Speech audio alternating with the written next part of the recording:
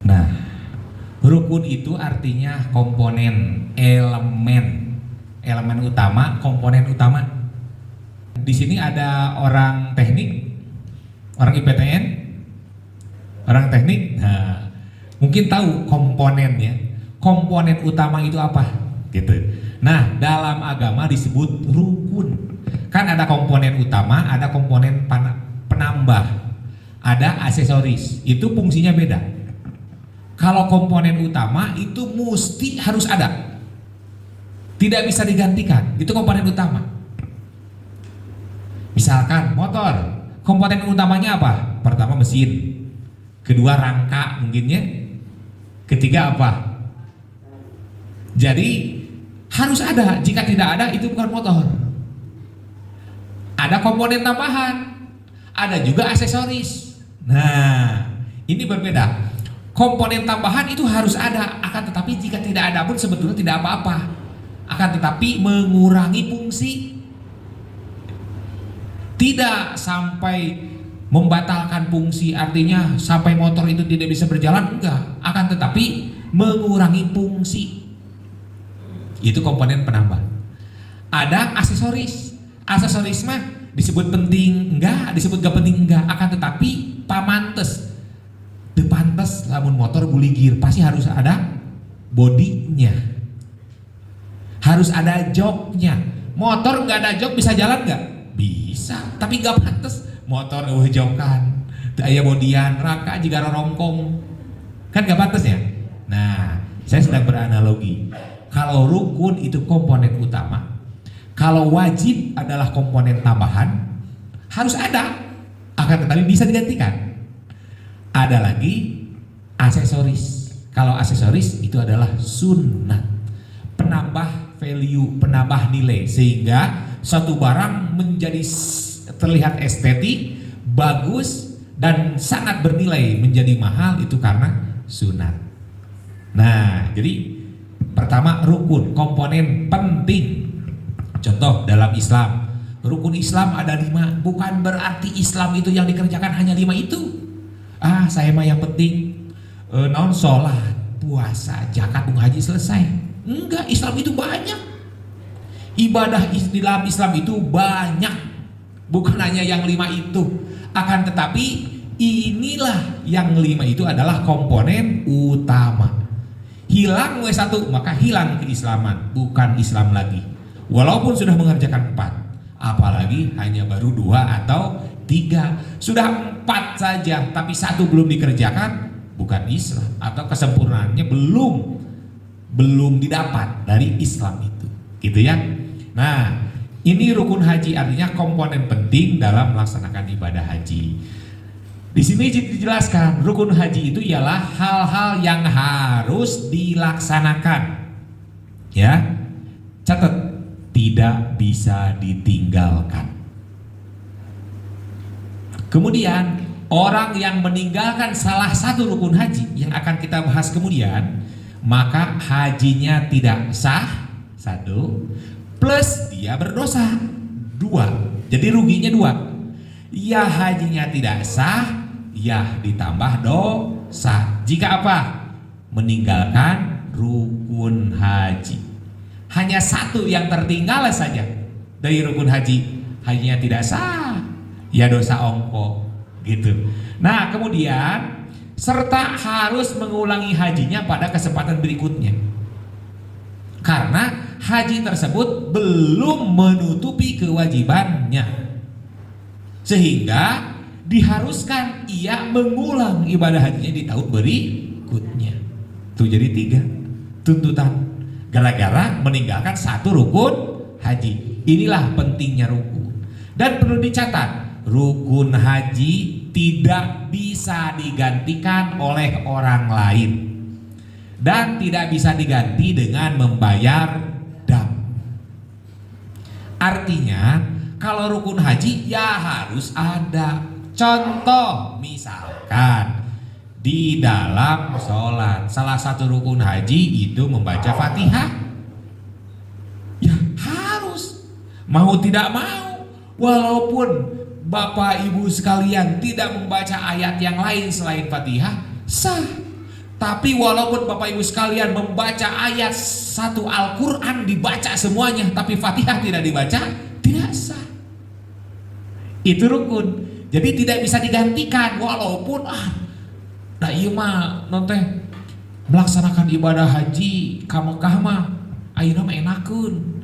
Di Mekah itu sekarang hotel-hotel sudah berbintang.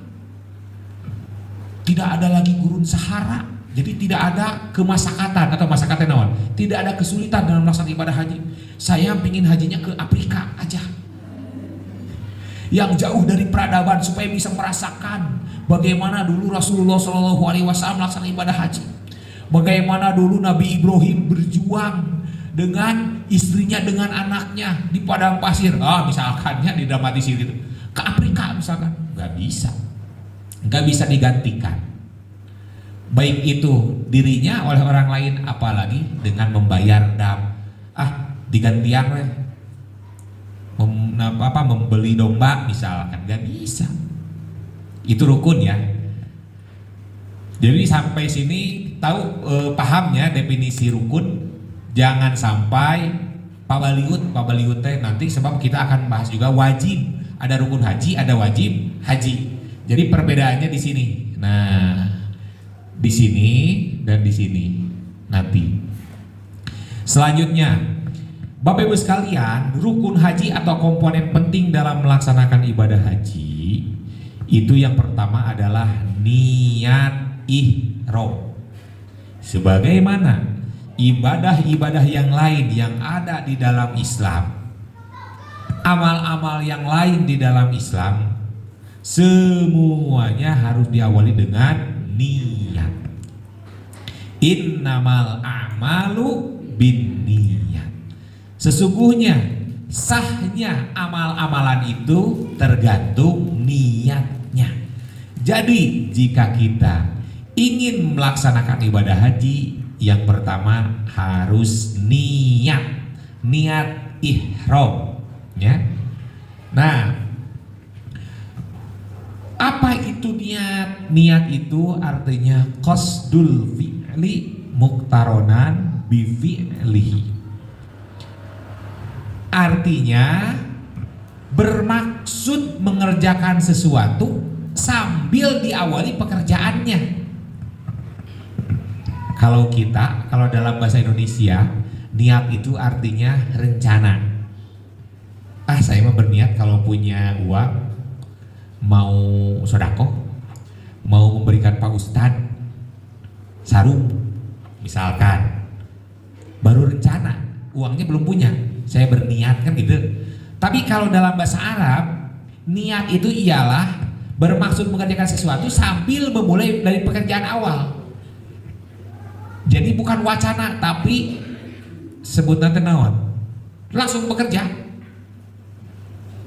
Kalau hanya baru merencanakan, itu namanya azam. Merencanakan. Besok saya mau ke sana. Nanti sore saya rek ngabasok eta azam. Tapi kalau niat mah mau bermaksud mengerjakan sesuatu sambil dimulai pekerjaan itu. Allah. Nah, dalam hati kita itu mengutarakan maksud melaksanakan sholat sambil kita sholat. Gitu. Haji pun sama. Nah, dikarenakan ini ibadah haji atau umroh, maka niat itu dikaitkan dengan ihram. Kan kalau haji itu nama keseluruhan ibadahnya. Kalau ihram adalah prosesnya. Seperti dalam sholat disebut nanti takbiratul ihram. Dalam haji pun sama ihram. Karena ihram itu artinya ialah mulai mengharamkan sesuatu yang tadinya halal. Dalam sholat pun sama. Sebelum sholat boleh kita minum, boleh. Boleh kita makan, boleh. Boleh kita ngobrol, boleh. Boleh tiduran, boleh. Akan tetapi setelah takbir Allah, maka semua harus mengikuti aturan. Yang tadinya makan itu boleh jadi gak boleh. Yang tadinya minum itu boleh menjadi gak boleh, semua menjadi gak boleh. Dari mulai kapan? Dari mulai takbir.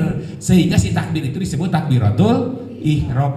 Takbir yang memisahkan. Jadi pintunya takbir. Kalau haji pintunya, niatnya itu nanti masuk dalam wajib haji, yakni di miqat, niat ihramnya. Jadi ihram itu proses kita dalam melaksanakan ibadah haji dan umroh itu harus dalam keadaan ihram.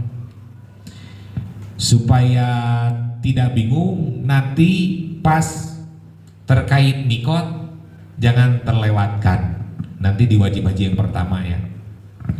Sekarang kita lanjutkan dulu. Yang kedua adalah wukuf di Arafah. Ini rukun haji yang kedua. Artinya apa? Artinya setiap orang yang berniat melaksanakan ibadah haji harus mengikuti wukuf di Arafah. Apa itu wukuf di Arafah? Nanti akan dibahas. Ada bab tersendiri tentang wukuf di Arafah. Sekilas saja wukuf itu artinya diam. Arafah itu sebuah tempat. Ya. Nah, pekerjaan ini merupakan sebuah rukun sehingga tidak bisa ditinggalkan. Saking pentingnya wukuf di Arafah, orang yang sakit pun disafari wukuf kan. Orang sakit, dia berada di rumah sakit. Nah, oleh petugas dibawa pakai ambulan, dibawa ke Arafah. Walaupun hanya sebentar, yang penting dia wukuf, diam sebentar berada di Arafah. Saking pentingnya wukuf. Jadi tidak ada orang yang ngaku haji tapi tidak mengenal Arafah, tidak ada. Jadi anu haji mah pasti wukuf di Arafah. Makanya itulah yang membedakan dengan umrah. Kemudian yang ketiga Bapak Ibu sekalian, tawaf ifadah. Ini rukun yang ketiga ya. Rukun haji yang ketiga. Tawaf itu mengelilingi Ka'bah 7 kali. Nanti akan dijelaskan ya.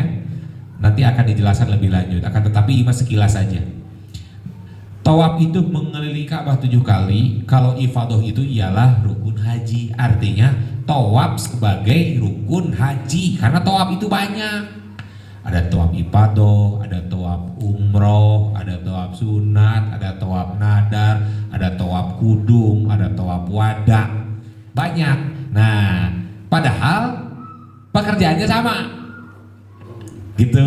Nantilah akan dibahas terkait tawaf. Jadi yang ketiga tawaf ifadah. Lanjut, yang keempat adalah sa'i. Sa'i itu ialah berjalan 7 perjalanan. Kalau tawaf itu 7 keliling, ya. Kalau sa'i itu adalah 7 perjalanan. Kalau disebut ritme kan tetap gitunya. 1, 2 ini mah 1 seperjalanan. Dari sana ke sini 2 perjalanan. Jadi sa'i itu ialah perjalanan 7 perjalanan antara Safa dan Marwah. Ini termasuk rukun haji, artinya tidak bisa ditawar-tawar. Wah ya, nah, walaupun sedang sakit sok pakai roda. Sama dengan tawaf juga. Aduh, ibu mah gak kuat, sakit, pakai roda. Kemudian selanjutnya yang kelima tahallul. Diawali dengan ihram, mengharamkan, diakhiri dengan tahallul, mulai proses penghalalan yang tadinya haram menjadi halal kembali. Nah, tahallul itu secara simbolis dengan cara mencukur rambut. Nanti akan dibahas. Nah, ini Bapak Ibu sekalian, niat ihram. Ini untuk hajinya konteksnya. Untuk haji, niat ihram itu dilaksanakan pada tanggal 8 Dzulhijjah. Ini tanggal 8 Dzulhijjah. Kapan? Sekitar jam 2, jam 3, jam 4, jam 5 sore. Ini niat ihram untuk hajinya. Di mana? Nanti di lobi hotel masing-masing. Nanti akan dibantu ya sama pembimbing. Mudah-mudahan saya ke sana. Ini yang pertama. Yang kedua, kemudian setelah berniat ihram di hotel tanggal 8 Dzulhijjah, langsung naik bis, berangkat menuju Arafah. Sampai ke Arafah itu bisa sore, bisa malam. Kita menginap 1 hari. Jadi malam tanggal 9 sampai tanggal 9 Dzulhijjah. Karena puncak wukuf di Arafah itu ialah duhur jam 12. Jadi tanggal 9 jam 12 sekitar duhur. Di situ sholat jama' takdim duhur sama asar. Kemudian di situ dilanjutkan dengan khutbah Arafah. Ini tanggal berapa? Tanggal 9. Tawaf ifadah. Ini tanggal berapa? Tawaf ifadah tergantung, akan tetapi jika KBH Nur biasanya itu nafar awal. Kalau nafar awal ini tanggal 12 Dzulhijjah. Kalau nafar sani itu tanggal 13 Dzulhijjah. Ini tanggal 8, ini tanggal 9, ini tanggal 12. Oke. Ini nyambung, setelah tawaf ifadah pasti langsung sa'i. Pasti langsung sa'i. Jadi pada tanggal 12 atau 13 kene langsung ke tahallul. Jadi prosesnya seberapa hari Bapak Ibu sekalian? Berapa hari? 8, 9, 10, 11, 12, 12 berarti 4 hari. 8, 9, 10, 11, 12, 5 hari. Prosesnya 5 hari haji itu. Cuman 5 hari. Nah, Bapak Ibu sekalian akan tinggal di sana itu selama 41 hari. Jadi apa yang Bapak Ibu sekalian kerjakan? Ya, perbanyak umroh, perbanyak tawaf sunat, perbanyak ibadah yang lain, perbanyak tawaf sunat di mana? Di Ka'bah, jangan di pasar, apalagi di mall. Perlu saya perjelas, perbanyak tawaf sunat di mana? Di Ka'bah. Karena banyak pasar Pak Ustaz itu tawaf sunat, itu sunat Ustaz gitu. Boleh olehnya tenanawan tapi entong mirip menteuing. Nah, yang 6 tertib. Apa itu tertib? Tertib itu ialah mendahulukan yang harus didahulukan, mengakhirkan sesuatu yang bisa diakhirkan. Artinya harus niat dulu, kemudian wukuf di Arafah, tawaf ifadah, sa'i, tahallul. Tidak boleh begini, niat, setelah niat dah ka Arafah mah encan. Tos ngarah deket urang nglaksakeun tawaf heula. Tos tawaf sa'i, tahallul, tos tahallul ke wukuf di Arafah teu tiasa. Artinya harus berurutan. Tidak bisa ditawar-tawar karena tertib termasuk ke rukun, ya. Jadi tidak bisa ditawar-tawar.